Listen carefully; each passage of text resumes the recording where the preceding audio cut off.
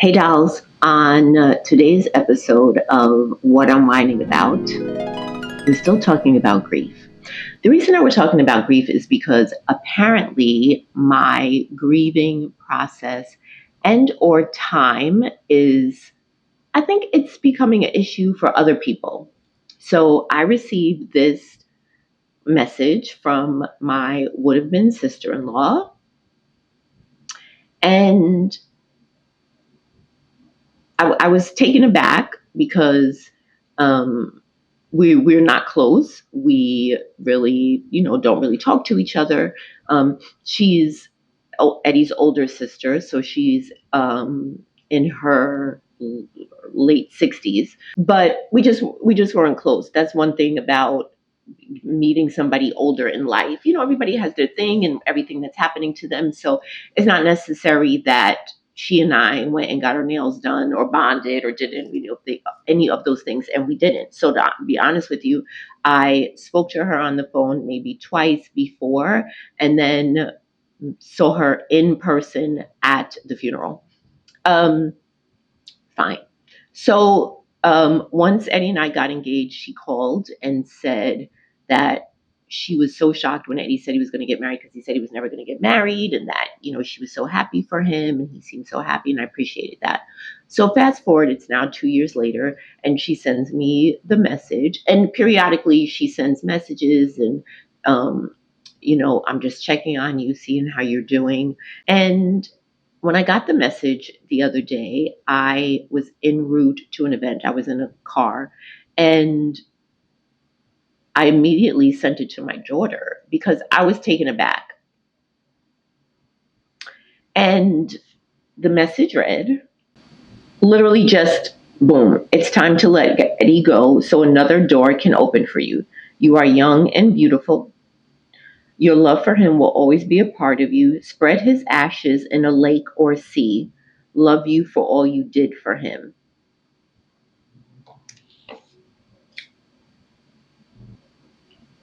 Um, no. I just felt that that was very comfortable to say something like that, like me like that. But first of all, I paid for everything, so that urn and everything that's in my room. Are you crazy? To He's by my bed. I talk to him every day. What are you talking about? Why would I throw him in the thing? But so the point of that was, I don't know if it's about me so much as it's about some are tired of me whining or mourning or, lamenting about Eddie or continuing to go on about Eddie. And the move has compounded it. I have lost my freaking mind. Lost my mind in the sense that um, since moving here, it's made me really feel the loss much more, because this would have been such a wonderful place for him. Like, I mean, I can't even tell you. And he would have enjoyed the space. He deserved to be here. And so when I'm wandering around here with my gown trailing like a queen in an empty castle, I'm wondering where my man is. So I think for this is a brother as opposed to a lover, a partner, a life partner, it seems like, oh my God, it's been 2 years. For me, it's like, it's been 2 years. And it seems like yesterday, even though it feels like forever ago, and I don't know how to explain it. So when I moved from my old place, there were many reasons I moved, but one of the reasons I moved, I'll say it again, is that Eddie was everywhere and nowhere. He was everywhere in that apartment. I had put his picture on the wall, and the gallery wall that my children joked was just my children. I had vowed before all the disciples I would not be putting no man on the wall, especially where I paid bills. No, not doing that. So Eddie made it to the wall. And so I his stuff was there. He lived there. His clothes were there. His special pot he cooked, his cup where he made his AG1 in the morning, and every he was there. His shoes under the bed. I mean, it was everywhere. So it was a good fresh start for me. But all this place does is remind me that he's not here. So I say all that rambling and whining is because I will never stop grieving Eddie. And there's nothing that will happen or come that will make me throw his ashes anywhere. And I think sometimes it's best to say nothing if you are not sure what to say. I know every day that it's been 2 years. I know I am still young and beautiful. I mean, I appreciate that. That doesn't negate the pain, and it doesn't negate the anger, and it doesn't negate the loss. And yesterday I was in here and I had like a few moments as a mother and as everything I've been through in my life. There's a few moments where I am cognizant that all three of my children are okay and I can breathe. And yesterday I was here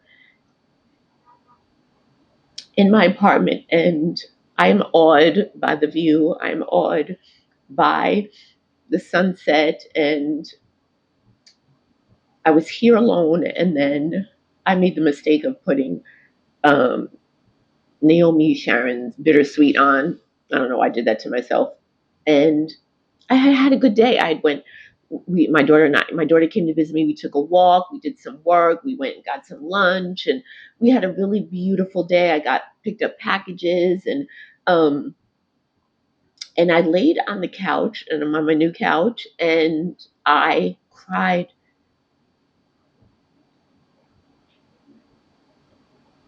because this wasn't the plan,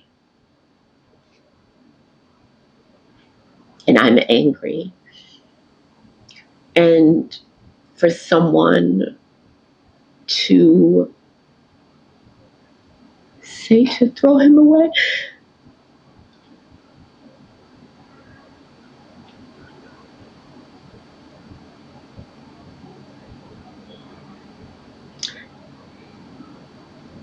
doesn't understand this love. So, with everything in life, I have to add some levity and laughter. And so, um, Eddie is in my bedroom, and the windows here have like a sill, a chunky sill. And so he's sitting on it. And so I put him so that he could face the beautiful view. And I talk to him when I wake up, when I go to bed, when I walk in the room. And I joked to my friend the other day that if ever I meet someone and he's going to be judging them, looking at him, and I'm going to say, and he say you're not doing it right. And I've explained to my children when it's my time that they just need to make a little spot in there and put me in there because I'm going with him. I tell people all the time that I wish people can experience this love that has